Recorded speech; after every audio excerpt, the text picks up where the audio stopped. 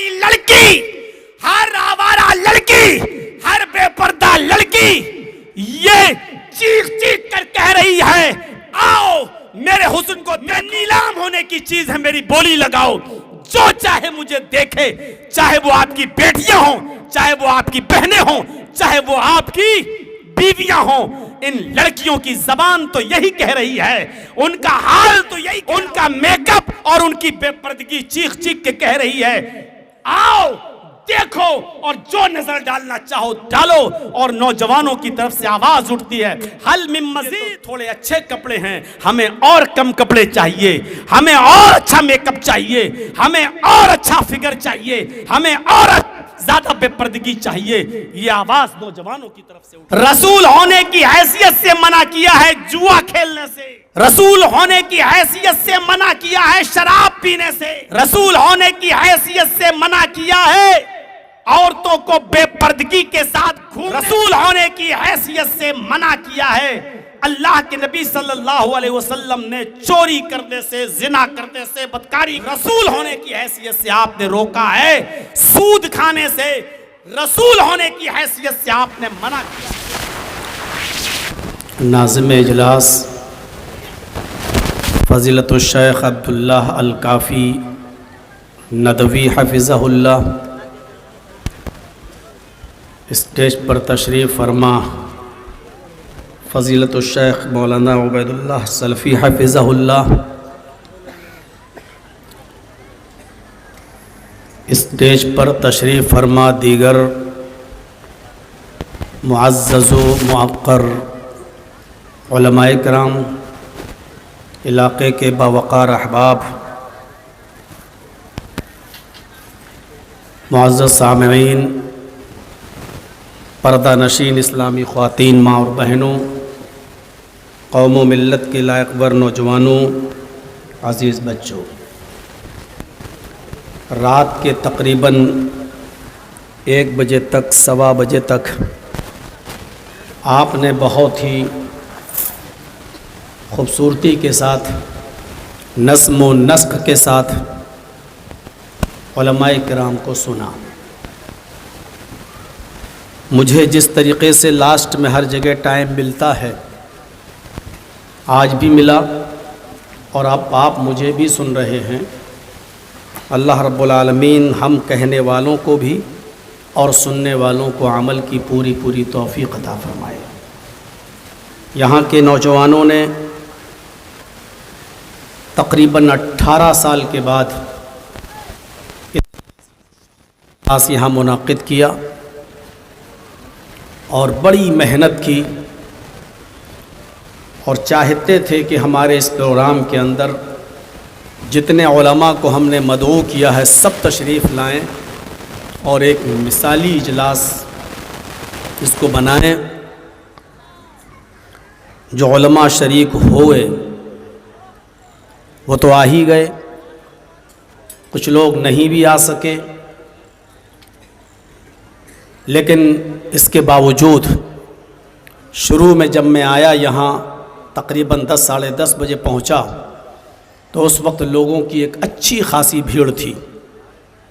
रास्ते में कई जगह रुकना पड़ा, हमारी गाड़ी को क्रॉस कराने में काफ़ी दिक्कत पेश आई, लेकिन मौसम कुछ नासाज हुआ और फिर कुछ बारिश भी हुई, जिसकी वजह से इजलास थोड़ा सा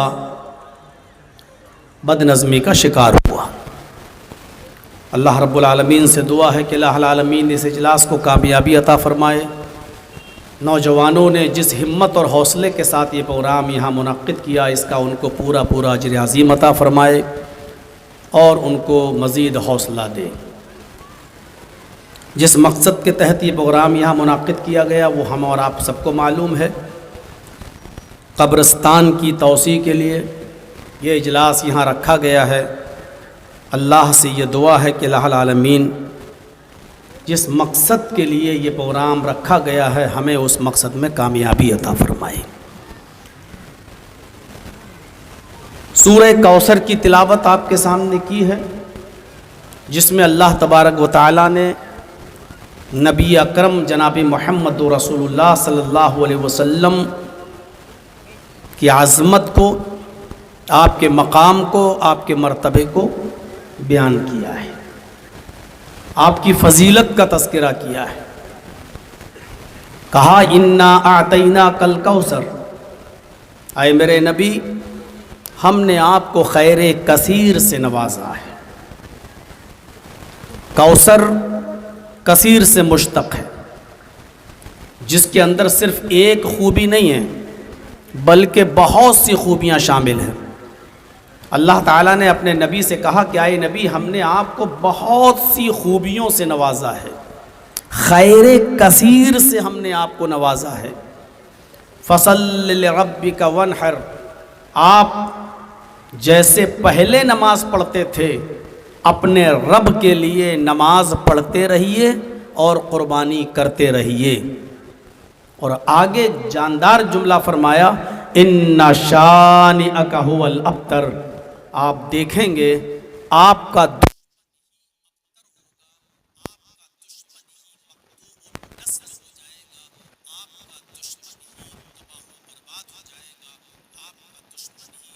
में किसी को मुंह दिखाने के लायक नहीं रहेगा।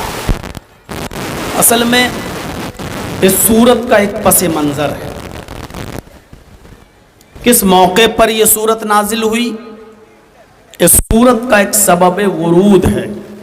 जब तक हम इस सूरत के उस पसे मंज़र को नहीं समझेंगे हमें समझ में नहीं आएगा कि यह सूरत किस पसे मंज़र में बयान की गई है। नबी अकरम सल्लल्लाहु अलैहि वसल्लम ने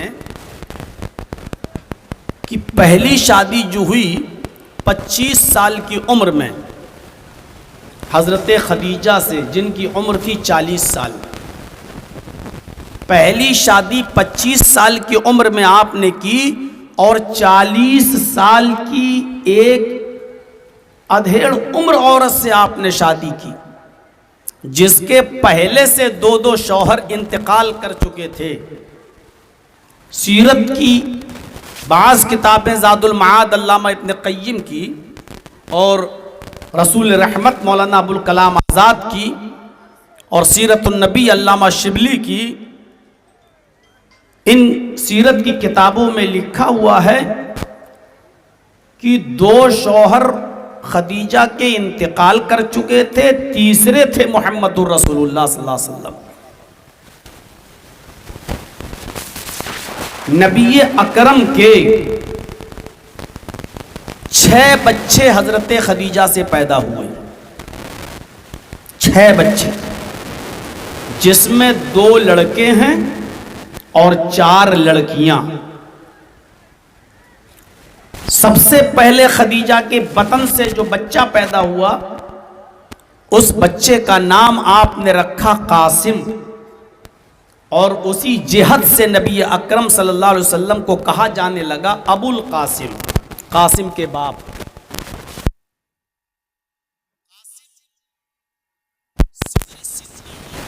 कर गए, बचपने में ही इंतकाल कर गए। उसके बाद अल्लाह के नबी सल्लल्लाहु अलैहि वसल्लम की हुई खदीजा के पेट से।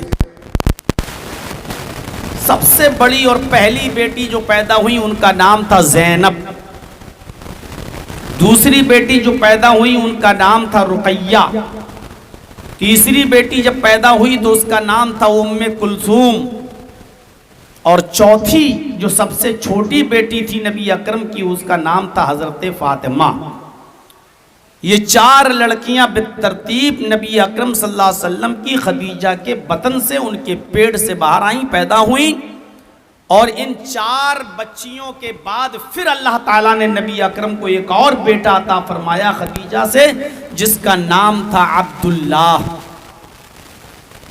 जिनका लक़ब था तैयब और ताहिर। अब्दुल्लाह का भी इंतकाल हो गया, मतलब लड़का कोई बचा नहीं। पहले कासिम पैदा हुए, उनका इंतकाल हो गया, फिर 4 लड़कियां पैदा हुई, वो जिंदा रहीं। लेकिन फिर 4 बच्चियों के बाद फिर एक और बेटा पैदा हुआ जिसका नाम था अब्दुल्लाह। अब्दुल्लाह बचपने में इंतकाल कर गया। नबी अकरम सल्लल्लाहु अलैहि वसल्लम के पास एक लौंडी भी थी, एक बांदी भी थी, जिसका नाम था मारिया किप्तिया। मुकौकस के बादशाह ने 2 लौंडियां तोहफे में भेजी थी, 2 लड़कियां।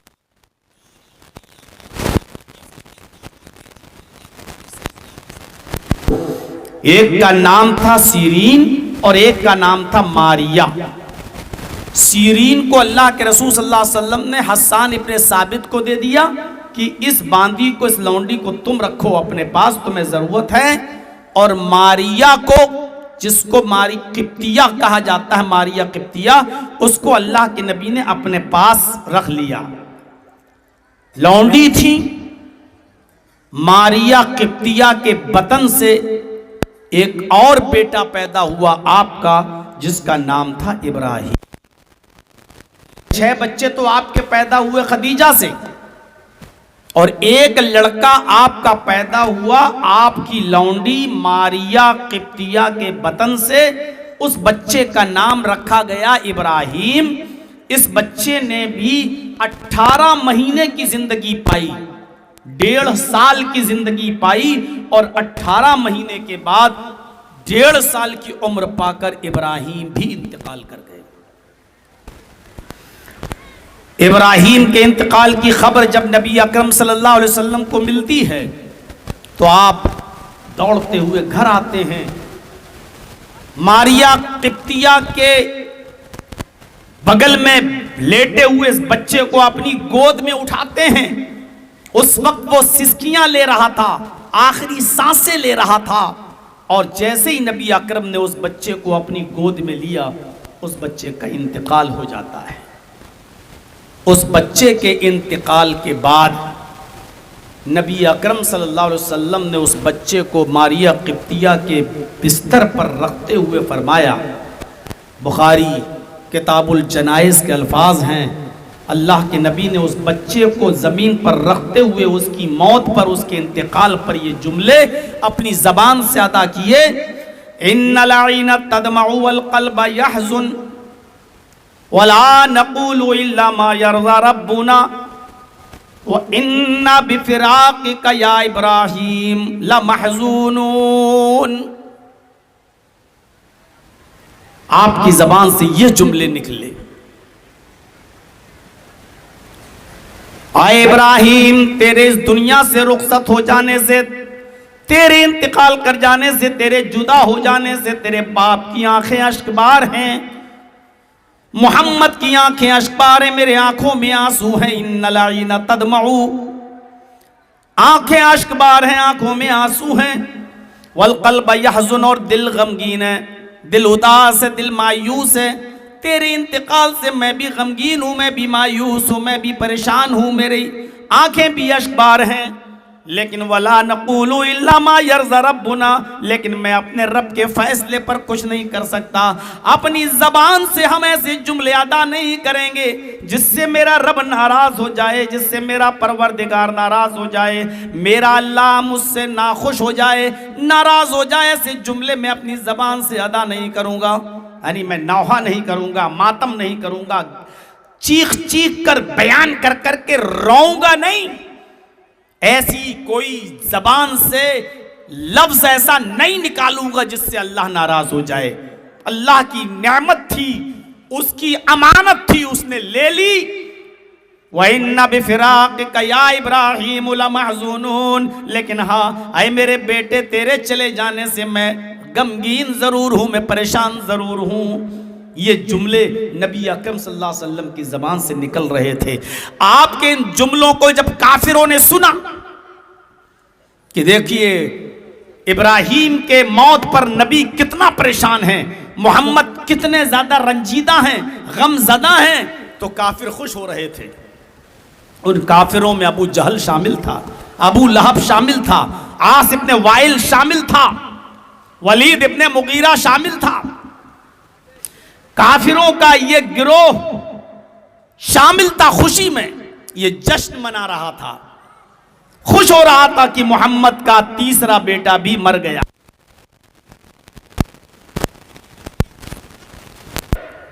कासिम भी मर गया, अब्दुल्ला भी मर गया, इब्राहिम भी मर गया।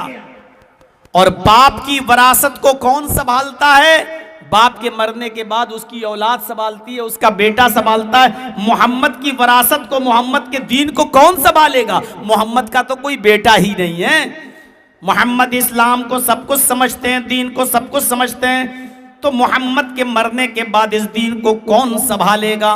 मोहम्मद की तो कोई औलाद ही नहीं है सल्लल्लाहु अलैहि वसल्लम।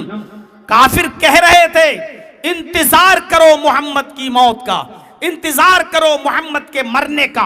मोहम्मद जिस दिन मरेंगे मोहम्मद का दीन भी मर जाएगा, मोहम्मद जिस दिन मरेंगे मोहम्मद का दीन भी मिट जाएगा। ये मेरे अल्फाज नहीं, काफिरों के अल्फाज हैं, काफिरों के अल्फाज हैं। और नकल कुफ्र, कुफ्र नबाशत, काफिरों के अल्फाज को उन्हीं के अल्फाजों में नकल कर देना, उन्हीं के लफ्जों में नकल कर देना, ये कुफ्र नहीं कहलाता है। काफिरों का अल्फाज में बयान कर रहा हूं। वो कहने लगे कि मोहम्मद तो अब अबतर हो गया। अबतर मखतून नस्ल, मोहम्मद के मरने के बाद मोहम्मद की अब नस्ल नहीं चलेगी। मोहम्मद का कोई बेटा ही नहीं है। मोहम्मद का बेटा होता तब ना नस्ल चलती, मोहम्मद की औलाद होती तब ना नस्ल चलती। मोहम्मद की नरीना सारी औलाद मर चुकी है, इसलिए मोहम्मद के मरने के बाद मोहम्मद का दीन भी मिट जाएगा और मोहम्मद का नामो निशान भी मिट जाएगा। कोई मोहम्मद का नाम लेने वाला नहीं होगा। तब अल्लाह के नबी सल्लल्लाहु अलैहि वसल्लम की नजरें आसमान की तरफ उठी। हाफिज इब्ने कसीर तफसीर इब्ने कसीर के अंदर नकल करते हैं, नबी अकरम की नजरें आसमान की तरफ उड़ती हैं। आपने इस्तिफामिया नजरों से पूछा, इस्तिफामिया नजरें आसमान पर डाली, गोया कि आपकी नजरें ये सवाल कर रही थी, आय अल्लाह, ये दीन जो मैंने और मेरे सहाबा ने अपना खून और मेहनत करके और खून बहा कर जो सींचा है, इस्लाम को लोगों तक पहुंचाया है, ये मुट्ठी भर जमात हमने तैयार की है, क्या मेरे इंतकाल के बाद मेरा नामो निशान मिट जाएगा? क्या मेरे इंतकाल के बाद मेरा दीन भी मिट जाएगा? क्या मोहम्मद का कोई नाम लेने वाला ना होगा? क्या मोहम्मद का कोई दीन का कोई नाम लेने वाला नहीं होगा? क्या दीन भी मिट जाएगा और मोहम्मद का नामो निशान भी खत्म हो जाएगा? आपकी इस्तिफामिया नजरें आसमान की तरफ उठी। ऊपर से अल्लाह ने जिब्राईल अमीन को भेज दिया। जिब्राईल अलैहिस्सलातु वस्सलाम ये सूरत लेकर नाजिल होते हैं। उस मौके पर यह सूरत नाजिल हुई जब काफिर ये कह रहे थे कि मोहम्मद के मरने के बाद मोहम्मद का दीन भी मिट जाएगा, इसलिए कि मोहम्मद की नस्ल नहीं चलेगी। क्यों? क्योंकि मोहम्मद के बेटे मर चुके हैं। जब मोहम्मद की औलाद ही नहीं तो मोहम्मद की नस्ल कैसे चलेगी? मोहम्मद मखतून नस्ल हो चुका है, अबतर हो चुका है, दुम बुरीदा हो चुका है, उसकी नस्ल अब नहीं चलेगी। मोहम्मद के मरने के बाद मोहम्मद का नाम मिट जाएगा सल्लल्लाहु अलैहि वसल्लम। उस मौके पर यह सूरत नाजिल होती है। जाओ जिब्रील, मेरे नबी से, मेरे महबूब से कह दो, मेरे हबीब से कह दो, कौन कहता है कि आपके इंतकाल के बाद आपका दीन मिट जाएगा और आपका नामो निशान मिट जाएगा? इन्ना आतैना कल कौसर, हमने आपको खैरे कसीर से नवाजा है, बहुत सी भलाइयों से नवाजा है, बहुत सी खूबियों से नवाजा है। कोई एक खूबी थोड़ी है आपके अंदर, बहुत सी खूबियों से नवाजा है हमने। इसलिए जब तक अल्लाह का नाम बाकी रहेगा आपका नाम भी बाकी रहेगा। और ऐसा इंतजाम कर दिया कि रसूलुल्लाह सल्लल्लाहु अलैहि वसल्लम तो हमारे दरमियान नहीं, लेकिन कयामत की सुबह तक नबी का नाम अल्लाह के नाम के साथ लिया जाता रहेगा।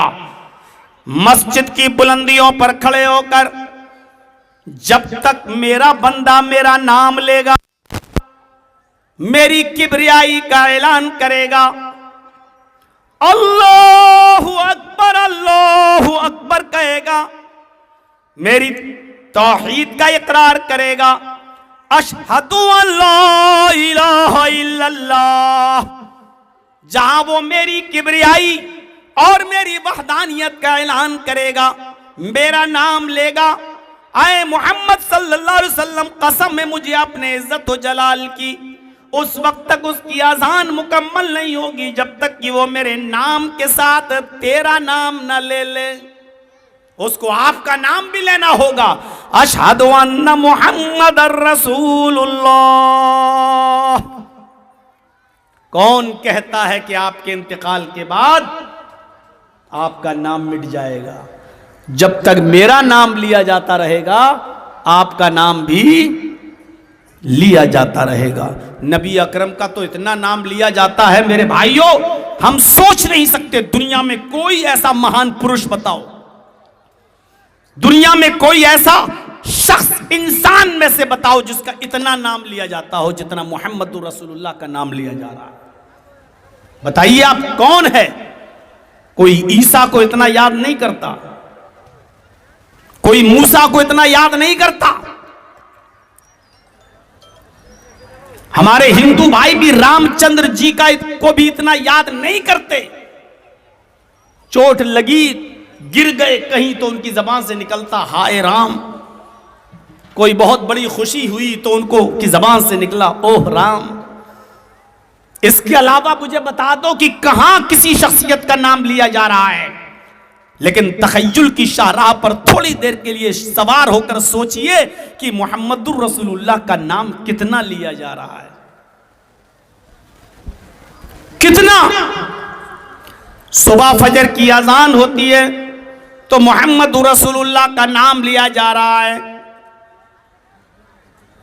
आप नमाज पढ़ने के लिए मस्जिद में जाते हैं तो मस्जिद में जब आप कदम रखेंगे, दाहिना पैर रखेंगे, तो उस वक्त भी आपको दुआ पढ़ना पड़ेगी। और उस दुआ से पहले दरूद शरीफ पढ़ने का हुक्म है। अस्सलामु अला रसूलिल्लाह अल्लाहुम्मा फ़्तह ली अबवाब रहमतिका। अल्लाह के रसूल पर दरूद पढ़ने का हुक्म। नबी का नाम, अजान में नबी का नाम, अजान के बाद की दुआ में नबी का नाम। ला इलाहा इल्लल्लाह कहकर अजान खत्म हो गई। अब आप अजान के बाद जो दुआ पढ़ेंगे तो दुआ पढ़ने से पहले आपको दरूद शरीफ पढ़ना है। अल्लाहुम्मा सल्ली अला मुहम्मद, अल्लाहुम्मा बारिक अला मुहम्मद। उसके बाद दुआ पढ़िए अल्लाहुम्मा रब्ब हाज़िहि दावति ताम्मा व सलातिल काइमा आति मुहम्मदनिल वसीला वल फजीला व बअसहु मकाम महमूद अल्लज़ी वअदता। ये दुआ हमें और आपको पढ़ना पड़ेगी। इस दुआ के अंदर मुहम्मदुर रसूलुल्लाह सल्लल्लाहु अलैहि वसल्लम का नाम है। मस्जिद से निकलेंगे, दरूद पढ़ेंगे, फिर दुआ पढ़ेंगे मस्जिद से बाहर निकलने की, नबी का नाम। नमाज पढ़ेंगे, अल्लाहू अकबर कहकर सीने पर नियत बांधेंगे, लेकिन सलाम फेरने से पहले आपको दरूद पढ़ना पड़ेगा। अल्लाहुम्मा सल्ली अला मुहम्मद, अल्लाहुम्मा बारिक अला मुहम्मद। अत्तहियात के अंदर आपको सलाम भेजना पड़ेगा। अस्सलामु अलैका अय्युहन नबी व रहमतुल्लाहि व बरकातुहू। अशहदु अन्ना मुहम्मदन अब्दुहु व रसूलुहु। आपको नबी अकरम का नाम लेना पड़ेगा। कितना नाम लिया जा रहा है मुहम्मदुर रसूलुल्लाह सल्लल्लाहु अलैहि वसल्लम का, आप अंदाजा नहीं लगा सकते। एनसाइक्लोपीडिया ऑफ ब्रिटानिका का क्रिश्चियन राइटर अपनी किताब के अंदर लिखता है कि एक लम्हा भी ऐसा नहीं जाता जिस लम्हे में मुहम्मदुर रसूलुल्लाह का नाम न लिया जाता हो। इस वक्त हमारी घड़ी में 1:44 हो रहे हैं रात के, 1:44, लेकिन इस वक्त कहीं ईशा का वक्त होगा, इस वक्त कहीं फजर का वक्त होगा, और दुनिया के किसी न किसी कोने में इस वक्त जोहर का भी वक्त हो रहा होगा, और किसी न किसी कोने में असर का वक्त हो रहा होगा, और दुनिया के किसी न किसी कोने में मगरिब का वक्त हो रहा होगा, और दुनिया के किसी न किसी कोने में ईशा का वक्त। अभी 1 मिनट के बाद फिर कहीं और टाइम हो रहा है, फिर 1 मिनट के बाद कहीं और टाइम हो रहा है। एनसाइक्लोपीडिया ऑफ ब्रिटानिका का क्रिश्चियन राइटर कहता है, लिखता है, एक लम्हा यानी 1 सेकंड भी ऐसा नहीं जाता कि उस सेकंड में मुहम्मदुर रसूलुल्लाह का नाम न लिया जाता हो। कौन कहता है? अय मोहम्मद आपके इंतकाल के बाद आपका नामो निशान मिट जाएगा। कौन कहता है कि आपके इंतकाल के बाद दुनिया से आपका नामो निशान मिट जाएगा? जब तक मेरा नाम लिया जाता रहेगा आपका नाम भी लिया जाता रहेगा, जब तक नमाज पढ़ी जाती रहेगी अल्लाह अकबर कहकर लोग खड़े होंगे, मेरा नाम लेंगे, अल्हम्दुलिल्लाहि रब्बिल आलमीन अर्रहमानिर रहीम मालिकी यौमिद्दीन, कसम है मुझे अपने इज्जत व जलाल की, नमाज खत्म करने से पहले वो आप पर सलाम भी पढ़ेंगे, आप पर दरूद भी भेजेंगे, आपका नाम भी लेंगे। अजान जब तक होती रहेगी, अजान के बाद की दुआ में वो आपका नाम लेते रहेंगे। वुजू जब बनाएंगे बिस्मिल्लाह कहकर अल्लाह का नाम लेकर, तो वुजू के बाद की दुआ में वो आपका भी नाम लेंगे। अशहदु अल्ला इलाहा इल्लल्लाह व अशहदु अन्ना मुहम्मदन अब्दुहु व रसूलुहु, अशहदु अन्ना मुहम्मदन अब्दुहु व रसूलुहु, वो आपका भी नाम लेंगे। इसलिए ये काफिर जो कह रहे हैं कि मरने के बाद आपका नामो निशान मिट जाएगा, इनको कहने दो, आप परेशान मत होइए, बस आप नमाज पढ़ते रहिए और कुर्बानी देते रहिए, जैसे आप पहले नमाज पढ़ते थे और कुर्बानी करते थे, बस आप नमाज पढ़ते रहिए और कुर्बानी देते रहिए। फिर अल्लाह ने कहा इन्ना शानिअका हुवल अब्तर, आपका दुश्मन ही मक्तूल नस्ल होगा, आपका दुश्मन ही बेनस्ल हो जाएगा, उसका ही नामो निशान मिट जाएगा। देख लो उन दुश्मनों का आज कोई नाम लेने वाला नहीं है जो नबी अकरम को बदनाम करते थे, उनका नाम भी कोई लेता है तो बद्दुआ के साथ लेता है। तब्बत यदा अबी लहब व तब, अबू लहब के दोनों हाथ टूट जाएं, दोनों हाथ बर्बाद हो जाएं और वो खुद बर्बाद हो जाए, वो खुद मिट जाए, इस बद्दुआ के साथ उसका नाम लिया जाता है और कयामत तक उसके ऊपर ये बद्दुआ और फटकार पड़ती रहेगी। तो अल्लाह ने कहा कि जो दुश्मन आपके ऐसा कह रहे हैं, आपके दुश्मन ही बेनामो निशान हो जाएंगे। ये मकाम दिया अल्लाह ताला ने मुहम्मदुर रसूलुल्लाह सल्लल्लाहु अलैहि वसल्लम को। इससे बड़ा मकाम क्या होगा कि अल्लाह ताला ने रसूल के हुक्म को अपना हुक्म कह दिया और ये कह दिया कि रसूल तुम्हें जो दे वो ले लो। मा आताकुमुर रसूल, मा आताकुमुर रसूलु फखुजूहु, मकाम देखिए, जो तुम्हें रसूल दे वो ले लो, मुहम्मदुर रसूलुल्लाह तुम्हें जो दे वो ले लो। अल्लाह चाहता तो ये भी कह सकता था कि अल्लाह जो दे वो ले लो, लेकिन अल्लाह ने ये नहीं कहा, बल्कि अल्लाह ने कहा कि जो रसूल दे वो ले लो। वमा नहाकुम अनु फंतहु, और जिन कामों से रसूल रोकें उससे रुक जाओ।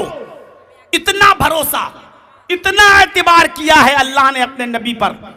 जो तुम्हें मुहम्मदुर रसूलुल्लाह दें, जो तुम्हें नबी दें, जो तुम्हें पैगंबर दें वो ले लो।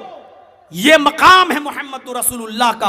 अल्लाह ने इतना एतबार किया है अपने नबी पर कि सारी दुनिया के मुसलमानों से को हुक्म दे दिया कि तुम्हें रसूल जो दें वो ले लो, जो भी दें, मां जो कुछ भी दें, मिन हैसुर रसूल दें, रसूल की हैसियत से जो दें। रसूल की दो हैसियतें हैं, एक मोहम्मद इब्ने अब्दुल्लाह की, एक मोहम्मदुर रसूलुल्लाह की। रसूल होने की हैसियत से जो दें वो ले लो। हाँ, इंसान होने की हैसियत से अगर कोई चीज देते हैं और तुम्हें वो नुकसान करती है, तुम्हारे फायदे की नहीं है, तो तुम उसे छोड़ भी सकते हो। लेकिन रसूल होने की हैसियत से जो दें वो लेना पड़ेगा, क्योंकि वो हुक्म होगा अल्लाह के रसूल का। जैसे अल्लाह के नबी सल्लल्लाहु अलैहि वसल्लम जब मदीना पहुंचे तो सहाबा फरमाते हैं कि मदीने के लोग खजूर के काश्तकारी किया करते थे, तो वहां उनकी एक आदत थी, वो क्या करते थे, खजूर के गाभे को नर और मादा बनाकर जमीन में बोते थे। वो खजूर का जो फूल, जो गाभा निकालते थे, तो आपस में कहते थे ये नर है और ये मादा है। ऐसे ये नर खजूर का गाभा है, ये मादा खजूर का गाभा है, और दोनों गाभों को मिलाकर जमीन में गाड़ते थे, बोते थे। और उनका ये अकीदा था, उनका ये बिलीफ था, ये विश्वास था, ऐसा करने से खजूर ज्यादा पैदा होंगे। जैसे हम और आप कहते हैं मियाँ बीवी के मिलन से बच्चे पैदा होते हैं, ऐसे ही मदीने के लोग खजूर की काश्तकारी किया करते थे।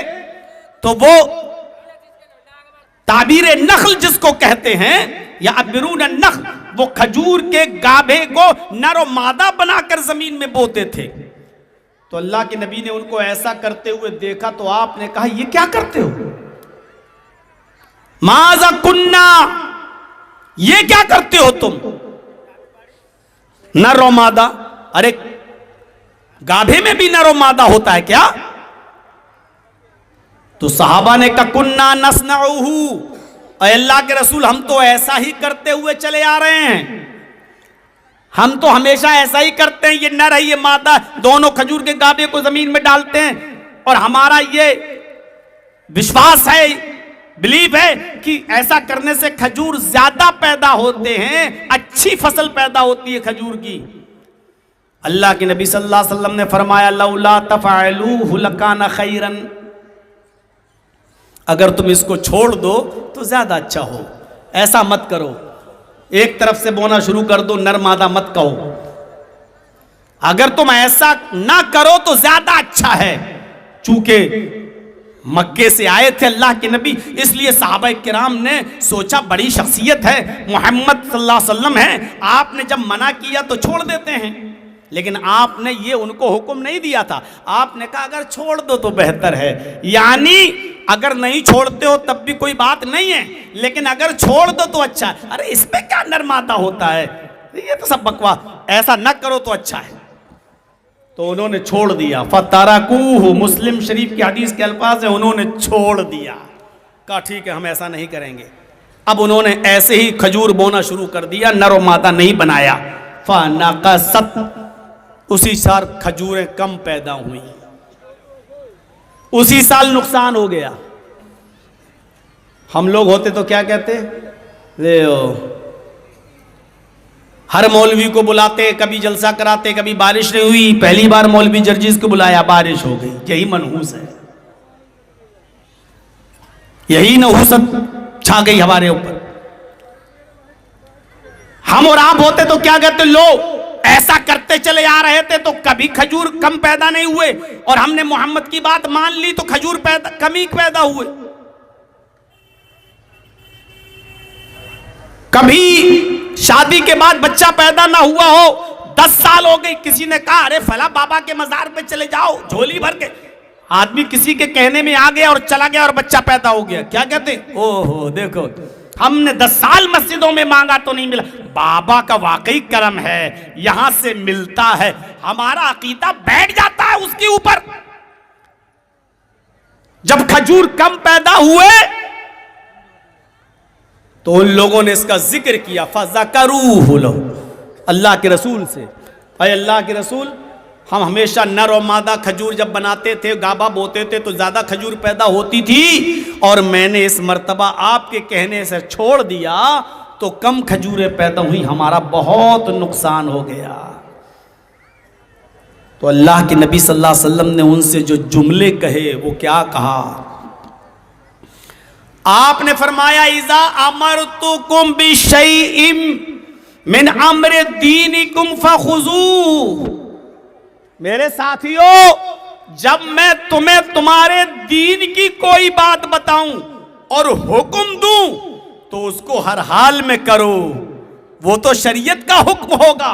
यानी जब मैं रसूल की जबान से बोलूं, अल्लाह का हुक्म तुम्हें सुनाऊं और रसूल की हैसियत से कोई बात मैं तुम्हें बताऊं तो तुम्हें हर हाल में उसको मानना है। इज़ा अमरतुकुम बिशैइन मिन अम्रि दीनिकुम फखुज़ू, अगर मैं तुम्हें तुम्हारे दीन का कोई मसला बताऊं रसूल की हैसियत से तो तुम्हें हर हाल में लेना होगा।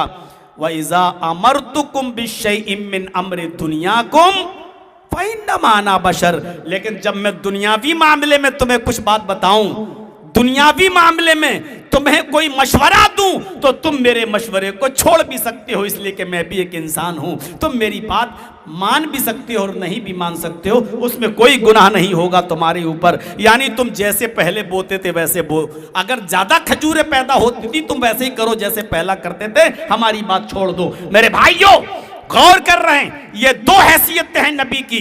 नबी होने की हैसियत से, रसूल होने की हैसियत से आप अगर कोई बात बताएंगे तो हर हाल में लेना होगा, लेकिन अगर इंसान होने की हैसियत से कोई बात बताएंगे तो फिर मान भी सकते हो और छोड़ भी सकते हो, कोई गुनाह नहीं।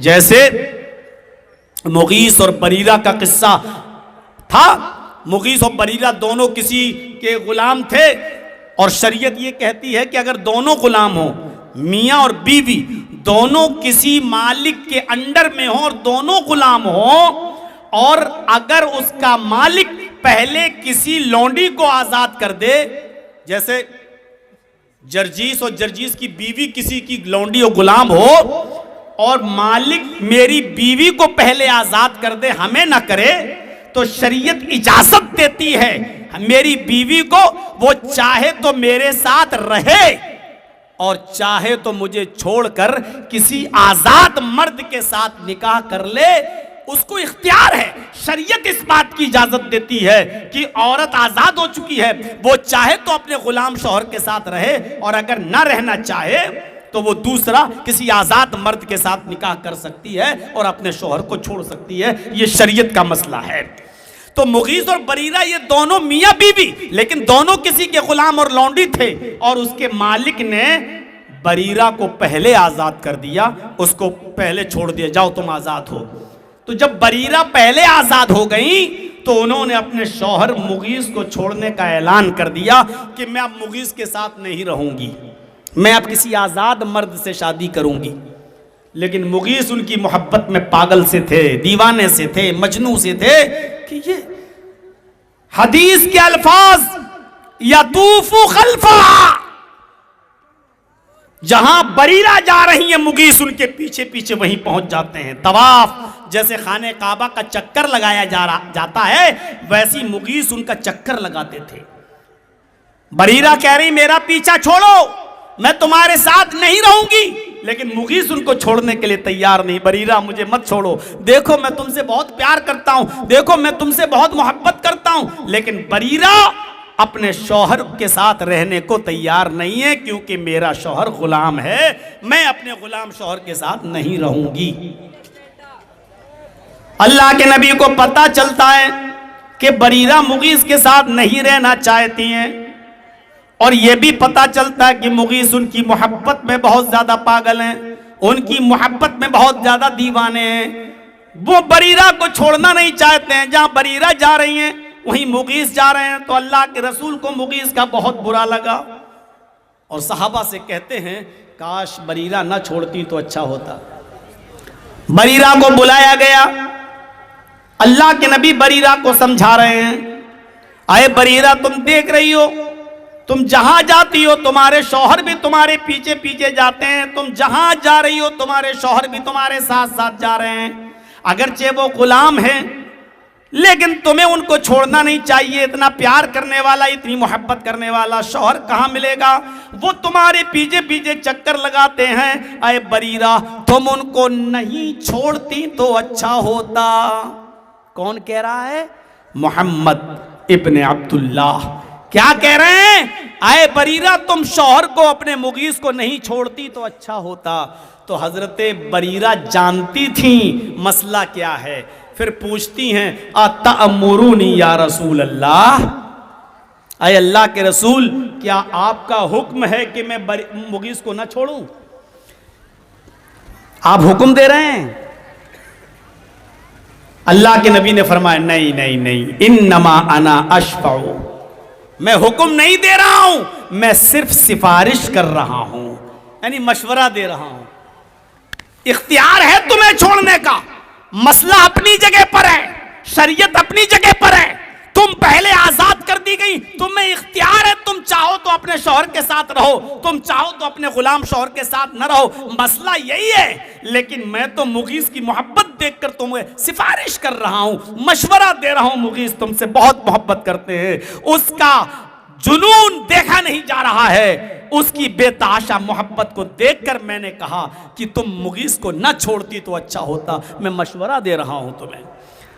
तो हजरत बरीरा ने जो जुमले अदा किए हदीस के अल्फाज में सुनिए, फला हाजता ली फी, आय अल्लाह के रसूल फिर मुझे आपके किसी मशवरे की कोई जरूरत नहीं। कोई मेरे मुंह पर कहकर देखे, जर्जी साहब अपना मशवरा अपनी जेब में रखिए, बहुत आ गए मशवरा देने वाले, चलिए। तो अगरचे मशवरा मानना ना मानना आपका काम है, लेकिन मुझे तकलीफ तो हो ही जाएगी कि देखो मेरी बात ठुकरा दी और मेरी बात नहीं मानी। हजरत बरीरा ने पूछ लिया, आप अगर हुक्म दे रहे हैं तो रसूल होने की हैसियत से हुक्म देंगे, तब तो मैं मुगीस को नहीं छोड़ूंगी, क्योंकि रसूल होने की हैसियत से अगर हुक्म होगा तो हर हाल में मानना पड़ेगा। लेकिन अगर आप इंसान होने की हैसियत से मशवरा दे रहे हैं तो अपना मशवरा अपने पास रखिए। ला हाजता ली फी, मुझे उस मशवरे की ज़रूरत नहीं है, नहीं मानती आपका मशवरा। अल्लाह के नबी ने ये नहीं कहा कि आए बरीरा तुम काफिर हो गई, बरीरा तुम मेरा मशवरा नहीं मानती, नहीं, आपने ये नहीं कहा, क्योंकि शरीयत ने इख्तियार दिया था बरीरा को, चाहे तो मुगीस के साथ रहे और चाहे तो ना रहे। इसका मतलब क्या हुआ, रसूल की दो हैसियत है, एक इब्ने अब्दुल्लाह की, एक रसूलुल्लाह की। जब रसूल होने की हैसियत से बोलेंगे तो हर हाल में उनकी बात को मानना पड़ेगा। जैसे आप कहें आमीन बोलो तो हर हाल में मानना पड़ेगा, आप कहें रफुलदैन करो तो हर हाल में करना पड़ेगा, आप कहें कि शादी निकाह हर साहिब हैसियत और इस्तिताअत पर जरूरी है तो हर हाल में मानना पड़ेगा। आप दीन के ताल्लुक से अगर कोई बात कहें तो हमें हर हाल में मानना पड़ेगा, लेकिन मशवरे की हैसियत से, इंसान होने की हैसियत से अगर मशवरा दें तो उस बात को मान भी सकते हैं और हम नहीं भी मान सकते हैं। मेरे प्यारे साथियों, हजरत बरीरा ने नबी अकरम के मशवरे को नहीं माना और फरमाया फला हाजता ली फी, मुझे कोई जरूरत नहीं है, आप अपना मशवरा अपने पास रखिए। यहां से हमें और आपको अंदाजा लगाना चाहिए कि नबी अकरम सल्लल्लाहु अलैहि वसल्लम का मकाम क्या है। माता कुबुर रसूल, रसूल होने की हैसियत से जो दे वो ले लो, और रसूल होने की हैसियत से जिन कामों से मना करें उससे रुक जाओ। रसूल होने की हैसियत से मना किया है शादियों में ज्यादा लंबा चौड़ा खर्च करने से, रसूल होने की हैसियत से मना किया है जुआ खेलने से, रसूल होने की हैसियत से मना किया है शराब पीने से, रसूल होने की हैसियत से मना किया है औरतों को बेपर्दगी के साथ घूमने से, रसूल होने की हैसियत से मना किया है अल्लाह के नबी सल्लल्लाहु अलैहि वसल्लम ने चोरी करने से, जिना करने से, बदकारी करने से, रसूल होने की हैसियत से आपने रोका है, सूद खाने से, रसूल होने की हैसियत से आपने मना किया है अपनी बीवियों को थप्पड़ मारने से, उनको पीटने से। आप अपनी बीवी को थप्पड़ नहीं मार सकते हैं, नहीं इजाजत है आपको। फरमाया कि वलकुम अलैहिन्ना अल्ला युतीना फुरूशकुम अहदन तकरहूनहु, औरतों के ऊपर यह जिम्मेदारी आयद होती है कि वो तुम्हारे बिस्तर पर, शौहर शादी करके लाया, जिस बेड पे अपनी बीवी को सुलाता है, जिस बिस्तर पे अपनी बीवी को सुलाता है, उस बिस्तर पर बीवी की जिम्मेदारी है कि किसी ऐसे शख्स को ना आने दे जिसको शौहर पसंद नहीं करता।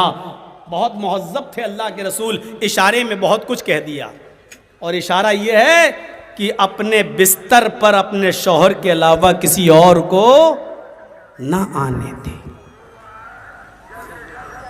और उसके बाद फरमाया सिर्फ यही एक जुर्म ऐसा है, अगर औरत शौहर वाली होते हुए भी, अपने शौहर के होते हुए अगर किसी मर्द से नाजायज ताल्लुक कायम करती है और दूसरा मर्द अगर बिस्तर पे आता है, तब शरीयत इजाजत देती है और अल्लाह के रसूल भी इजाजत देते हैं फैज़ा फ़अलना ज़ालिक फ़ज़रिबूहुन्ना ज़रबन गैर मुबर्रिहिन, तब इजाजत है मर्द को कि वो अपनी बीवी को मार सकता है। अगर वो तुम्हारे बिस्तर पर किसी गैर मर्द को बुलाएं और उनसे नाजायज ताल्लुक कायम करें तो शौहर को इजाजत है कि वो अपनी बीवी को मार सकता है। लेकिन आगे बता दिया गैर मुबर्रिहिन, वो मार भी ऐसी नहीं होनी चाहिए कि उसके पीठ पर निशान पड़ जाए, उसके सर पे चोट आ जाए और वो पंचायत जब बैठे, 5 लोगों के लोग जब बैठे तो वो अपनी पीठ खोल के दिखाए कि देखो कितना मारा, परतें छप गईं। आप मार सकते हो लेकिन इतना नहीं कि उसके चोट से निशान पड़ जाएं और वो निशान दिखाए कि देखो कितना मारा है। हल्की फुल्की मार मार सकते हो और इस मार के बावजूद भी वो नहीं संभलती है तो उसका बिस्तर अलग कर दो, 2 महीने 3 महीने के लिए अलग हो जाओ, अपना कमरा अलग कर लो, उसका कमरा अलग कर दो, उससे बिल्कुल मुंह फेर लो लेकिन अपने घर में ही रखो। इस 2-3 महीने की जुदाई के बाद भी अगर वो नहीं मानती और गैर मर्द को फिर भी बुला रही है तो 4 आदमी वहां से और 4 आदमी यहां से पंचायत बिठालकर अपनी बीवी की शिकायत की जाए और जब दोनों तरफ से बात होने के बावजूद, समझाने और बुझाने के बावजूद भी अगर वो नहीं मानती है और किसी के कहने का कोई असर उसके ऊपर नहीं पड़ता है, तब शरीयत ये कहती है, तब ये तीनों काम कर लिए आपने, पहले मार लिया, उससे नहीं संभली तो 3 महीने 5 महीने 6 महीने उसका बिस्तर अलग कर दिया। इस जुदाई से भी अगर वो नहीं मानती है तो पंचायत बिठा ली और पंचायत के फैसले के बावजूद उसकी समझ में नहीं आता है तो अब ऐसी बदचलन औरत को अपनी बीवी बनाकर मत रखो। जब वो पाक हो, हालत तुहर में हो और आपने उसके साथ हम बिस्तरी न की हो तो ऐसी हालत में उसको 1 मर्तबा तलाक दो कि मैंने तुझे तलाक दी, 1 मर्तबा।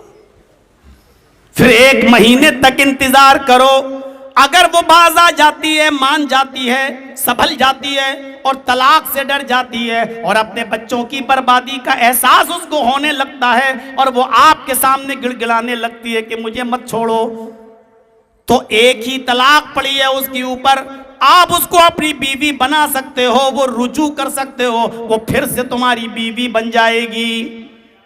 लेकिन 1 तलाक आपकी खत्म हो चुकी है, अब पूरी जिंदगी में सिर्फ 2 तलाक देने का मौका है आपके पास, क्योंकि 1 बंदूक की गोली निकल चुकी है, 1 तलाक आपकी खत्म हो चुकी है।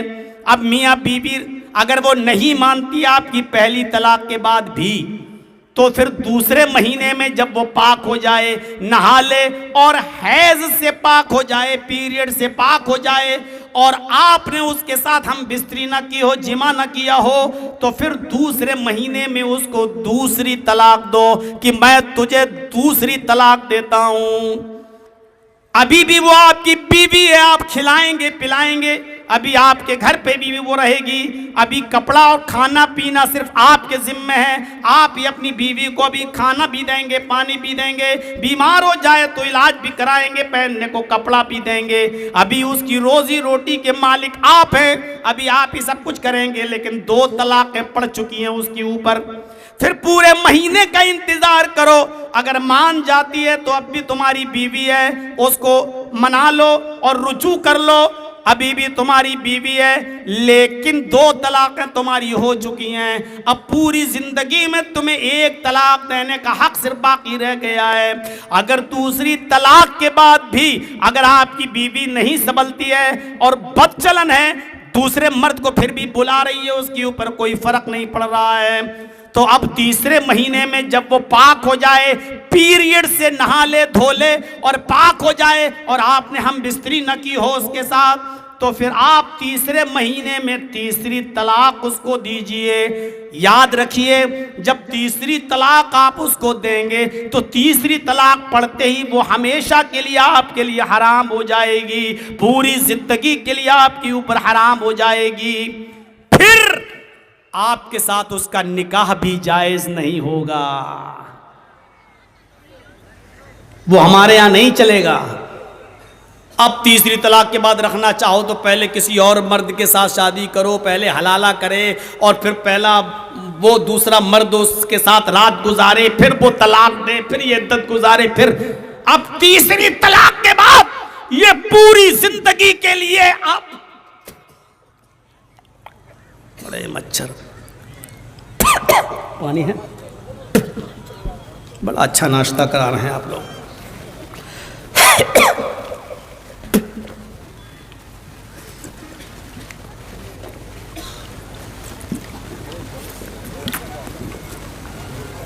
सीधे जैसे कोई प्लेयर कैच नहीं ले लेता है ना, सीधे मुंह में क्या। तो तीसरी तलाक के बाद अब कोई सूरत नहीं है, सिर्फ एक शक्ल है। तीसरी तलाक के बाद इद्दत गुजार कर वो औरत दूसरे मर्द से अपनी मर्जी से शादी करे, वहां रहे साल, 2 साल, 5 साल, और वहां वो आदमी उससे नाराज हो जाए किसी बात पर, और वो अपनी मर्जी से 5, 6, 10 साल के बाद जब उधर मियां बीवी में अगर जुदाई हो जाए और ना रहे, और वो इसी तरीके से जब तलाक दे दे तो, और अभी तक इसने शादी न की हो पहले आदमी ने, तो अब ये चाहे तो उससे शादी कर सकता है, शर्त के साथ नहीं कि एक रात के लिए तुम कर लो,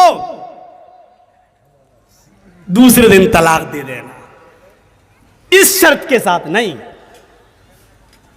अब ये किसी भी कंडीशन में हलाल नहीं होगी, हराम हो चुकी है तीसरी तलाक के बाद, जब तक के दूसरी जगह शादी कर ले और वो अपनी मर्जी से ना छोड़े, उधर कभी उन दोनों में बिगाड़ पैदा हो जाए और वो अपनी मर्जी से तलाक दे, तब पहला मर्द इसके साथ शादी करना चाहे तो कर सकता है। तो कितना मौका दिया शरीयत ने मियां बीवी पे पहले मामला बनाने के लिए। सिर्फ यहां शौहर मार सकता है बस जब वो फैजा फालना ज़ालिक फज़रिबूहुन्ना ज़रबन गैर मुबर्रिह, वो भी ऐसी मार नहीं, और जब मारो बदचलन हो, बीवी आपके बिस्तर पर दूसरे को बुला रही हो तब आप मारो, तो इस वक्त भी आप वला तज़रिबिल वजह, चेहरे पर नहीं मार सकते हैं। ये चेहरा है ना, आदमी थप्पड़ गाल पे ही मारता है, चाहे बेटा हो, चाहे स्कूल के टीचर लोग और मैडम लोग भी बच्चों को गाल पे ही मारती हैं। गाल पे कभी नहीं मारना चाहिए, चाहे बच्चा हो, चाहे आपकी बीवी हो, कोई भी हो। हजरत मुआविया अल कुशैरी कहते हैं, अबू दाऊद की रिवायत, कि मैंने अल्लाह के रसूल से पूछा कि मेरी बीवी का क्या हक है, मेरी क्या जिम्मेदारी है बीवी के साथ, तो अल्लाह के नबी ने फरमाया, मुआविया इज़ा तइमता अतिमहा, जब तुम खाओ, अतिमहा इज़ा तइमता, जब तुम खाना खाओ तो अपनी बीवी को भी खिलाओ,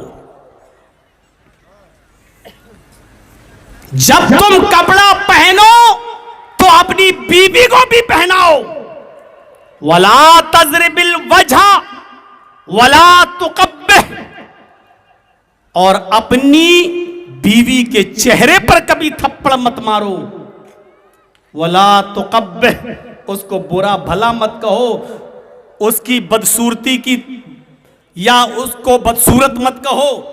शादी से पहले देखने की इजाजत दी थी आपको ना, आपने देखकर शादी की है, तो अब उसको ताना मत मारो, वला तुक़ब्बिह, उसकी बुराई बयान मत करो, कलुटिया है, मोटी और ये और वो, आप उसकी बुराई बयान मत करो, उसको बुरा भला मत कहो। वला तहाजुर इल्ला फिल बैत, और कभी मियां बीवी में झगड़ा हो जाए, लड़ाई हो जाए, तो उसको छोड़ने की नौबत आ जाए तो बिस्तर अलग कर लो, लेकिन उसको घर से बाहर मत निकालो, ये औरत का हक है। वला तहज्जुर इल्ला फिल बैत, घर ही में छोड़ो, यानी बिस्तर अलग कर दो, तुम अलग हो जाओ। शौहर की जुदाई बीवी बर्दाश्त नहीं कर सकती, वो बड़ी मक्कार औरत होगी जो शौहर को अलग बिस्तर, जा मर रहा मर, हम तो नहीं जाएंगे तेरे पास। ये बहुत बड़ी सजा है औरत के लिए। अगर कोई शौहर अपनी बीवी के बिस्तर को अलग कर दे, खुद अलग सो रहा हो और बीवी को कोई परवाह ना हो, तो यहीं से शक होता है। इसका मतलब यह है कि बीवी का ताल्लुक किसी न किसी के साथ है। अगर उसका ताल्लुक किसी के साथ नहीं होता तो अपने शौहर को नहीं छोड़ती। शरीयत ने कहा ये सब कुछ करके देख लो, जब मामला ना बने तब दूसरा कदम उठाओ, फिर तीसरा उठाओ।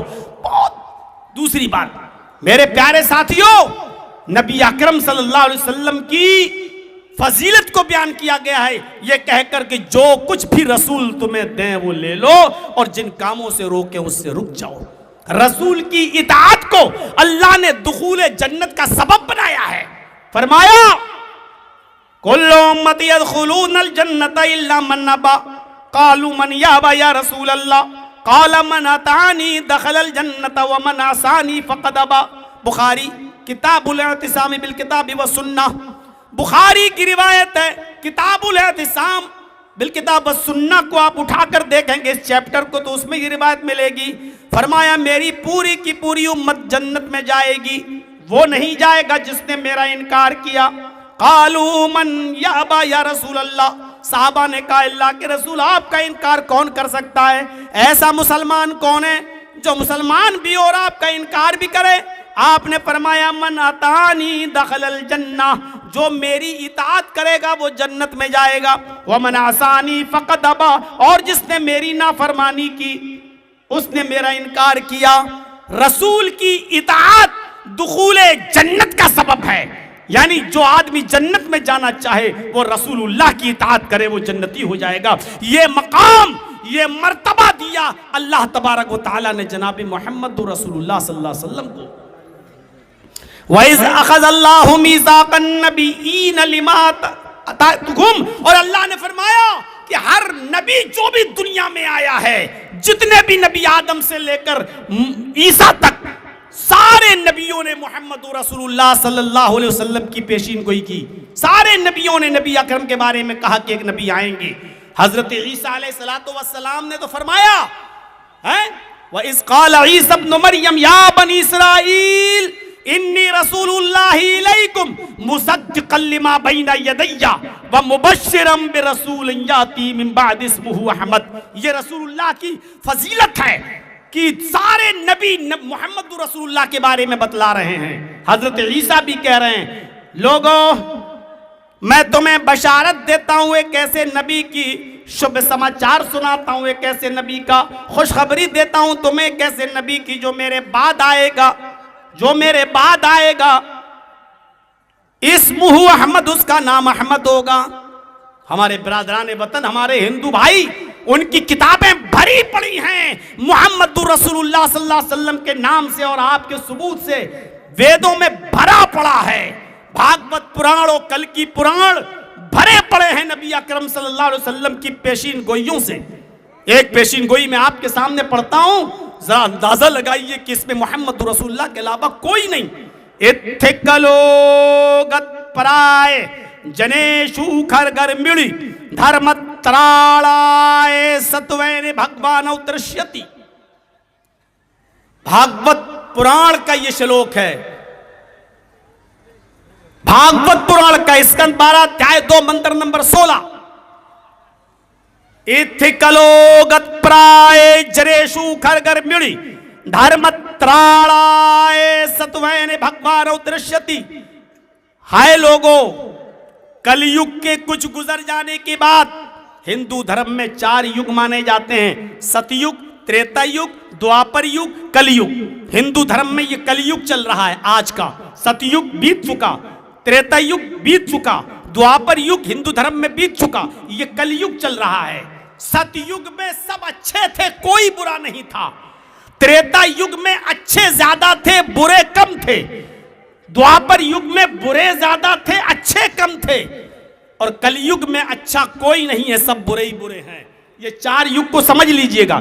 सतयुग में सब अच्छे, कोई बुरा नहीं। त्रेता में अच्छे ज्यादा, बुरे कम। और द्वापर में बुरे ज्यादा और अच्छे कम। और कलयुग में बुरे ही बुरे, अच्छा कोई नहीं। इतकलोगत प्राय जरेशु खरगर मिड़ी। कलयुग के कुछ गुजर जाने के बाद जब सारी जनता, सारी आवाम, सारे लोग गधों और जानवरों की तरह हो जाएंगे, धर्म तराड़ आए, तब धर्म की रक्षा करने के लिए, सत्वैन सच्चाई को नाफिज करने के लिए भगवान अवतरिष्यति, भगवान अवतार भेजेगा, अल्लाह अवतार भेजेगा, ईश्वर अवतार देगा। जब सारी जनता गधों की तरह हो जाएगी, अरब के अंदर सारी जनता गधों की तरह हो चुकी थी, इतनी ज्यादा हैवानियत फैल चुकी थी अरब के अंदर, आप अंदाजा नहीं लगा सकते। शराब इतनी पीते थे कि शराब के नशे में धुत रहते थे। उनके घर में जब कोई बच्चा पैदा होता था तो उस बच्चे के हलक में मां का दूध नहीं डालते थे, शहद का कोई कतरा उसके हलक में नहीं जाता था। अरब में जब कोई बच्चा पैदा होता था तो उसके मुंह में सबसे पहले शराब की कतरे, शराब की बूंदें उसके मुंह में डाली जाती थी और लोग फख्र करते थे कि आज बहुत बड़ा काम हमने कर दिया, मेरे घर में जो बच्चा पैदा हुआ उसको शराब पिलाई मैंने।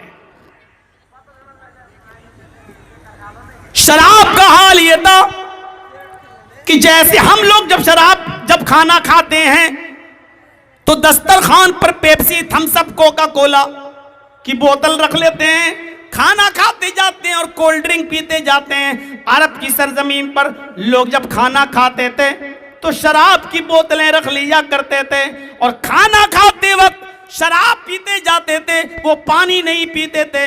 खाना खाने के बाद शराब के जरिए वो अपना पेट भरते थे।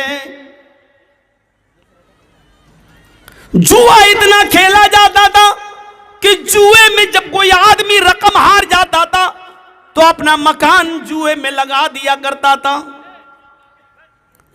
और जब मकान भी जुए में हार जाता था तो अपनी बीवी जुए में लगा दिया करता था, और बीवी भी जब जुए में हार जाता था तब भी वो हार नहीं मानता था, कहता था मेरे पास जवान बेटी भी है, मैं उसको भी जुए में लगा देता हूं। वो अपने घर से अपनी जवान खूबसूरत बेटी को लाता था और उसको भी जुए में लगा दिया करता था। जब तक बेटी भी जुए में ना हार जाए, इस बात का फैसला नहीं होता था कि हारा या नहीं हारा, तब वो मानते थे अब मेरी हार हो गई, बेटी तक को जुए में लगा दिया करते थे। ये हाल था। लड़कियों की दुर्दशा बहुत बुरी थी। जब किसी के घर में कोई लड़की पैदा होती तो उस लड़की को 4 साल तक पाला जाता, पोसा जाता, खिलाया जाता, पिलाया जाता, और जब वो अम्मी अम्मी कहने लगती, जब वो अब्बू अब्बू कहने लगती, 4 साल की हो जाती तो मेले के बहाने ले जाता बाप और जंगल में ले जाकर पहले से गड्ढा खोद के तैयार रखता, उस गड्ढे में धक्का देता, ऊपर से मिट्टी डाल देता था। मेरे प्यारे साथियों, इसकी पूरी तफसील इस तरह है कि पहले बेटी पैदा हुई, मारे अफसोस के चेहरे पे शिकन पड़ गई, लेकिन पैदा होते ही उसको दफन नहीं करता, खिलाया पिलाया, बड़ी होने लगी, और जब उस बच्ची की उम्र 4 साल की हो जाती तो अपनी बीवी से कहता बेटी को नहला देना, धुला देना, इसको मेले में ले जा रहा हूं। बीवी समझ जाती कि अब मेरी बेटी जो है मरने के लिए इसका बाप लेकर जा रहा है।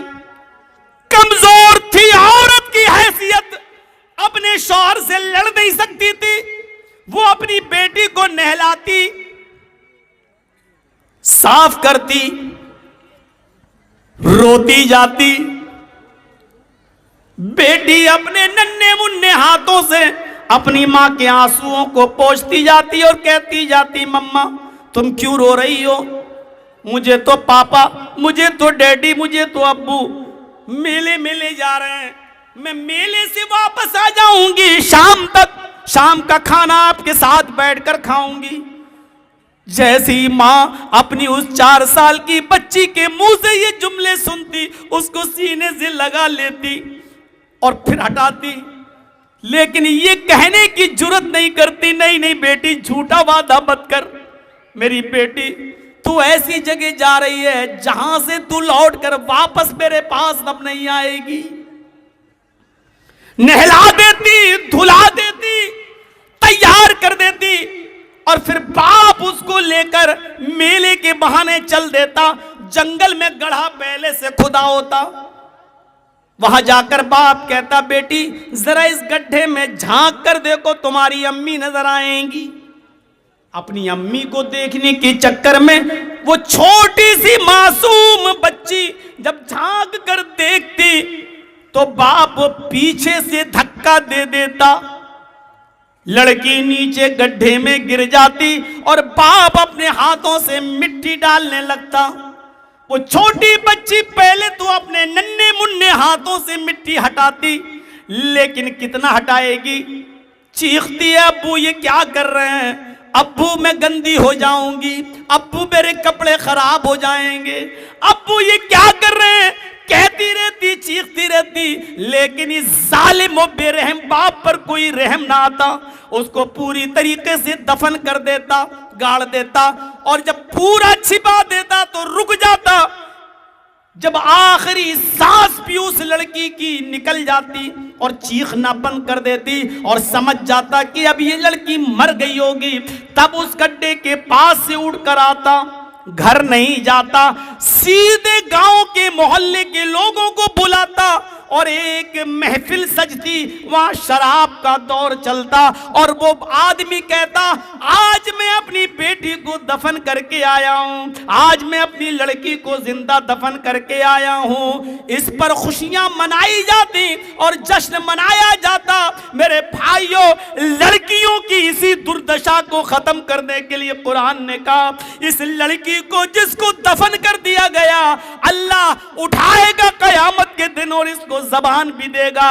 इससे पूछा जाएगा वइज़ल मऊदतु सुइलत बिअय्यि ज़ंबिन कुतिलत, इस लड़की से पूछा जाएगा बता तुझे क्यों दफनाया गया, तुझे क्यों कत्ल किया गया, तुझे क्यों मारा गया, तेरे साथ ये हालत क्यों की गई, बता तू किस जुर्म में तेरे बाप ने तुझे मारा।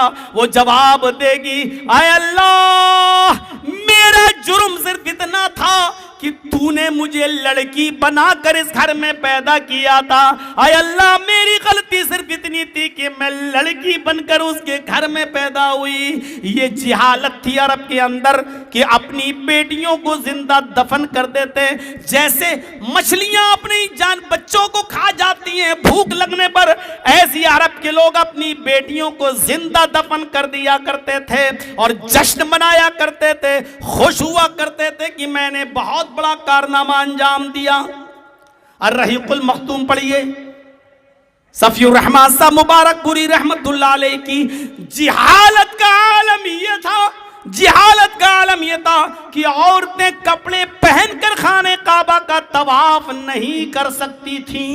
औरतें कपड़े पहनकर खाने काबा का तवाफ नहीं कर सकती थीं। वो खाने काबा का तवाफ सारे कपड़े उतार कर बिल्कुल नंगी होकर, बिल्कुल बरहना होकर, बिल्कुल नंगी, जिस्म पर कपड़े का एक तार भी नहीं, मां के पेट से पैदा होने वाला बच्चा जिस तरह नंगा होता है, एक औरत बिल्कुल उसी तरह नंगी होकर खाने काबा का तवाफ करती थी। उसको कपड़े पहनकर तवाफ करने की इजाजत नहीं थी, बिल्कुल नंगी और बरहना होकर वो खाने काबा का तवाफ करती थी। इस्लाम आया तो उसने औरत के जिस्म को कपड़े दिए, उसने औरत को पर्दा बताया और ये बताया कि औरत बहुत कीमती चीज है, औरत बहुत कीमती चीज है, उसकी हिफाजत करो क्योंकि कीमती चीज की हिफाजत की जाती है। मुझे याद है एक मर्तबा मुझे एक बहुत बड़ी यूनिवर्सिटी में बुलाया गया था, अर्ली फंक्शन के मौके पर मैं गया वहां और इस्लाम और साइंस के मौजू पर मैं लेक्चर दे रहा था। गुफ्तगू हुई, 1 घंटे की तकरीर के बाद फिर सवाल जवाब की जब नशिस्त लगी कुछ स्टूडेंट्स ने सवाल किए तो उसमें उस कॉलेज की एक लड़की ने यह सवाल पूछा कि मौलाना साहब, आपके इस्लाम में लड़कियों पर पर्दे की पाबंदी क्यों है, यह जुल्म क्यों है, एक लड़की पर्दे में रहकर तरक्की कैसे कर सकती है? मैंने कहा सिस्टर, पर्दा औरत की तरक्की में रुकावट नहीं होता है। पर्दा औरत की तरक्की के अंदर रुकावट नहीं बनना चाहिए।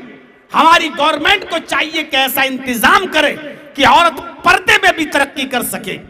कहा हो ही नहीं सकती है। क्यों आपके यहां जुल्म किया जाता है? जब वो बार बार जुल्म जुल्म कहने लगी तो मैंने कहा सिस्टर, किसी सुनहार की दुकान पे गई हो आप? किसी गोल्डमैन की दुकान पर गई हो आप? सोना कहां रखता है वो?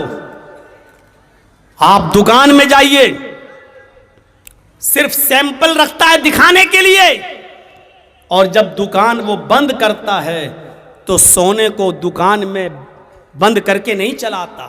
उस दुकान के अंदर भी एक अलमारी होती है, उस अलमारी को खोलता है, फिर उस अलमारी को खोलने के बाद भी उसमें एक बॉक्स होता है, फिर वो ताला डालकर उस बॉक्स को भी खोलता है, उस बॉक्स के अंदर वो डायमंड और गोल्ड को रखता है, उसके बाद फिर वो बॉक्स को बंद करता है, फिर अलमारी को बंद करता है, उसके बाद आता है फिर वो शटर बंद करता है, और उसके बाद में उस शटर में ताला लगाता है। इतनी हिफाजत के साथ उस सोने को रखकर फिर वो अपने घर पे जाता है, और इसके बावजूद वो कोई गार्ड भी रखता है, उसको महीना देता है, लेकिन हिफाजत के लिए उसको गार्ड भी रखना पड़ता है ताकि कोई रात की तारीकी में हमारे ताले को तोड़कर अंदर ना घुस जाए। या फिर उस इलाके की पुलिस चौकी पर पैसा देता है और पुलिस उस इलाके की निगरानी करती है। मैंने कहा मैडम, सिस्टर, सोने को इतना छिपाकर क्यों रखा जाता है? खुद कहने लगी सोना बहुत महंगा और कीमती चीज है इसलिए। मैंने कहा यही तो जवाब है। इस्लाम ने औरत को बहुत कीमती चीज माना है। इस्लाम औरत की इज्जत करता है, उसको कीमती चीज मानता है, और कीमती चीज को छिपा कर रखा जाता है। छिपाकर औरत जितना ज्यादा छिपा कर रखी जाएगी उतनी ज्यादा कीमती होगी वो। मजाल कोई उसकी इज्जत और आबरू पर हमला कर दे। केला उस वक्त तक महफूज है जब तक छिलके के अंदर है। केले का छिलका उतारो तो केले को कोई भी खा जाता है। औरत जब तक पर्दे में है महफूज है। औरत पर्दे से बाहर आई गैर महफूज है। जलसे में इतने लोग नहीं हैं पिंडाल में, इससे ज्यादा मर्द बाहर दुकानों पे घूम रहे हैं, और मर्दों से ज्यादा, अभी जब मैं प्रोग्राम के लिए आया, मर्दों से ज्यादा औरतें सामान खरीद रही हैं। बेपर्दगी का मुजाहिरा, लड़के और लड़कियां वही मौजूद। रूह निकल चुकी है पर्दे की आज हमारे मुआशरे से और समाज से। दीनी जलसे भी महफूज नहीं रहे मेरे भाइयों।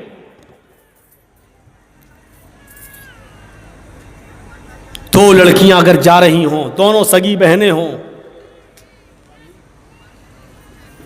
आप खुद फैसला करिए। एक टाइट जीन्स पहनी हुई हो, टी शर्ट पहनी हुई हो, लिपस्टिक लगाई हुई हो, बाल खुले हुए हो, चेहरे पर मेकअप चुपड़े हुए हो, पोते हुए हो, ऊंची हिल की चप्पल पहनी हुई हो, जा रही हो, और उसी के साथ उसी की सगी बहन हाथों में ग्लव्स, पैरों में सॉक्स, चेहरे पे पर्दा, नकाब, ढीला ढाला कपड़ा पहने हुए हो, चेहरा भी छिपा हुआ हो, हाथों में ग्लव्स हो, पैरों में सॉक्स हो, और उसी के साथ वो भी जा रही हो। मुझे ईमानदारी के साथ फैसला करके बताओ, चौराहे पर बैठे हुए छिछोरे लड़के, सड़कों पर घूमने वाले वाले ये अय्याश और मक्कार लड़के, ये गुंडे और आवारा और छिछोरी नस्ल के लोग इन दोनों लड़कियों में से किस लड़की पर नजर डालेंगे और किसको छेड़ेंगे? आप फैसला करके बताइए। आपका यही फैसला होगा। जीन्स वाली को, टी शर्ट वाली को, लिपस्टिक वाली को, क्रीम पाउडर मेकअप चुपड़ने वाली को देखेंगे। क्यों? इसलिए कि उसको आपने देखने की चीज बना दिया, वो कीमती चीज नहीं रही। आपने केले के छिलके से केले को नंगा कर दिया। हर दरिंदा उसको खाने की कोशिश करेगा, छेड़ने की कोशिश करेगा, उस पर अपनी जहरीली निगाहें डालने की कोशिश करेगा, उस पर बुरी नजरें डालने की कोशिश करेगा, और यह भी कोशिश करेगा कि किसी तरीके से ये मेरी बाहों में आ जाए। लेकिन उस लड़की को नहीं छेड़ेगा जो पर्दे के साथ जा रही है, क्योंकि उसकी हिफाजत है। उसने अपने आप को तमाम इन चीजों से जो उसकी तरफ खतरा बढ़ता है, अपने आप को सुरक्षित कर लिया, महफूज कर लिया। मेरे भाइयों, यही इस्लाम चाहता है कि हमारी बहनें कीमती चीज बने। हर घूमने वाली लड़की, हर आवारा लड़की, हर बेपर्दा लड़की ये चीख चीख कर कह रही है, आओ मेरे हुस्न को देखो, मैं नीलाम होने की चीज है, मेरी बोली लगाओ, जो चाहे मुझे देखे, चाहे वो आपकी बेटियां हों, चाहे वो आपकी बहनें हों, चाहे वो आपकी बीवियां हों। इन लड़कियों की जबान तो यही कह रही है, उनका हाल तो यही कह रहा है, उनका मेकअप और उनकी बेपर्दगी चीख चीख के कह रही है, आओ देखो, और जो नजर डालना चाहो डालो।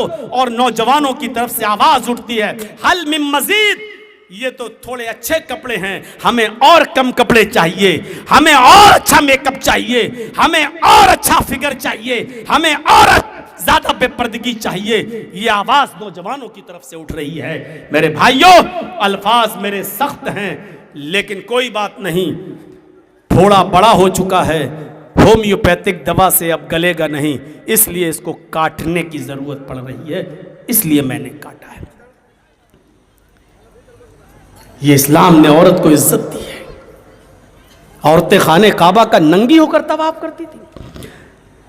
एक जंग के अंदर एक औरत का बेटा मारा गया, शहीद हो गया। बेटे का नाम था खल्लाद। अबू दाऊद पर यह किताबुल जिहाद, बेटा मैदान जंग में मारा गया। उसकी मां को खबर मिली, तेरा बेटा मैदान जंग में कत्ल कर दिया गया। उसने नजरें आसमान पे डाली और अल्लाह का शुक्र अदा किया, आय अल्लाह, मैं तेरा शुक्र अदा करती हूं कि तूने मेरे बेटे को शहादत नसीब फरमाई। फिर उसने हाथों में ग्लेव्स पहने, पैरों में सॉक्स पहने, उसने अपने हाथों को छिपाया, पैरों को छिपाया, अपने जिस्म पर ढीली चादर डाली, चेहरा छिपाया, सिर्फ आंखें खोली और इसी हाल में मैदान जंग में चली गई और चीख कर लोगों से कहने लगी, आई नबनी, आई नईबनी, आई नबनी, मेरा बेटा कहाँ है, मेरा बेटा कहाँ है। लोगों ने कहा तू कौन? कहने लगी उम्मे खल्लाद, मेरा बेटा खल्लाद है, मैं खल्लाद की माँ हूं, बताओ मेरा बेटा कहाँ है, बताओ मेरा बेटा किस हाल में, बताओ मेरे बेटे का क्या बना, बताओ मेरे बेटे की कैफियत क्या, कहाँ है मेरा बेटा, मैंने सुना है शहीद हो गया। कहा यह है तेरा बेटा। उस बेटे को दिखाया गया, बेटे को देखते ही रोने लगी।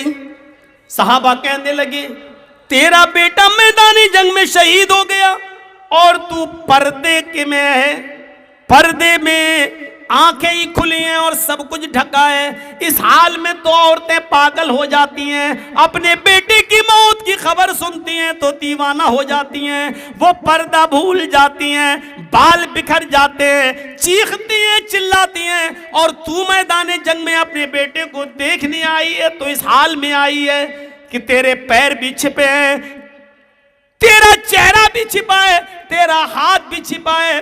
वो चीख कर कहती है, ओ लोगों, मैदाने जंग में मैंने अपना बेटा खोया है, अपनी हया नहीं खोई। मैदाने जंग में मैंने अपना बेटा खोया है, अपना पर्दा नहीं खोया। ओ लोगों, मैदान जनाजा नहीं निकाला। ये थी उस जमाने की औरतें, अपने बेटे को देख भी रही हैं तो पर्दे के साथ, ताकि कोई दूसरा मुझे न देख सके। आज की औरत ऐसा पर्दा कर पाएगी? जलसों में भी चूड़ियां खरीद रही हो और लिपस्टिक खरीद रही हो और खुद बेपर्दा होकर खरीद रही हो, तो फिर शादियों में क्या होता होगा, ब्याह में क्या होता होगा, और बाजारों में कैसी बेपर्दगी होती होगी। जब जलसों का ये हाल है, दीनी मजलिसों का ये हाल है, तो और दूसरी महफिलों में कैसी ओरियानियत और बेपर्दगी होती होगी। मेरे भाइयों, हमें और आपको सोचना चाहिए। बिहार की सरजमीन पर ये मेरा इस अक्टूबर के महीने का आखिरी प्रोग्राम था। 29 अक्टूबर, कल लखनऊ पहुंच रहा हूं, 2-3 दिन वहां रहूंगा, फिर 5 तारीख से फिर आपके इलाके में फिर प्रोग्राम मेरे शुरू हैं। 5, 6, 7, 8, 9, 10 फिर इन्हीं एरियो में फिर मेरे प्रोग्राम होंगे। 1.5 घंटे के इस खिताब पर इक्तिफा करते हुए उम्मीद है आपसे कि जिस मकसद के लिए आपने ये प्रोग्राम रखा है, अल्लाह ताला आपको उस मकसद में कामयाबी अता फरमाए। और मुझे उम्मीद है कि ये प्रोग्राम इंशाअल्लाह एक इनकलाब पैदा करेगा, रूहानियत पैदा करेगा, हमारे मुआशरे को इस्लाह की तरफ उठाएगा। लोगों, इलेक्शन का दौर है, आपकी समझदारी और आपकी अक्लमंदी का इम्तिहान भी होना है। मैं जानता हूं कि इस वक्त जज्बात में हैं आप, मैं ये भी जानता हूं कि बिहार की सरजमीन पर हैं आप, तो आप हमसे ज्यादा जानते हैं अपने यहाँ के हालात। मैं कोई मशवरा देने के लायक नहीं कि मैं किसको आपको वोट देना है। मैं सिर्फ इतना कहूंगा कि पूरे हिंदुस्तान की नजरें इस वक्त आपके ऊपर लगी हुई हैं, इस बिहार के इलेक्शन पर टिकी हुई हैं। कोई गलत फैसला मत करना, संजीदगी के साथ, गौर व फिक्र के साथ, इत्तेफाक और इत्तेहाद के साथ मिलजुल कर एक जगह वोट डालने की कोशिश करना। अपने वोट का बिखराव मत करना, अपने वोट को बंटने मत देना, वरना मेरे भाइयों, हम लोग यूपी वाले जो उम्मीदें लगाए बैठे हैं और पूरा हिंदुस्तान जो एक चेंजिंग और तब्दीली देखना चाह रहा है, मायूस हो जाएंगे। इसलिए आप से बड़ी उम्मीदें हैं, यहां से सियासत पैदा होती है, बिहार से राजनीति उठती है, यहां से प्रधानमंत्री तय होता है, यहां की आवाम राजनीति में बड़े बड़े पुल बांधती है। आपसे बड़ी उम्मीदें हैं। इस वक्त अक्ल शऊर से काम लेने की जरूरत है, मसलहत से काम लेने की जरूरत है। अल्लाह ताला आपको अक्लमंदी से काम लेने की तौफीक अता फरमाए, हमारे वोटों को बिखरने और बढ़ने से बचाए। और लास्ट में फिर मैं आपसे गुजारिश करता हूं उठने से पहले कि मैं तो अब उठ रहा हूं यहां से, लेकिन 5 मिनट 10 मिनट के लिए इस कुर्सी पर बैठा हुआ हूं। आपसे इस कब्रिस्तान के लिए मैं खुद ताबुन मांगता हूं और अपने हाथ पर मांगता हूं। 1999 में मेरा पहला प्रोग्राम हुआ था, तितवारी में तौहीद साहब ने करवाया था। आज 2025 है। इस 26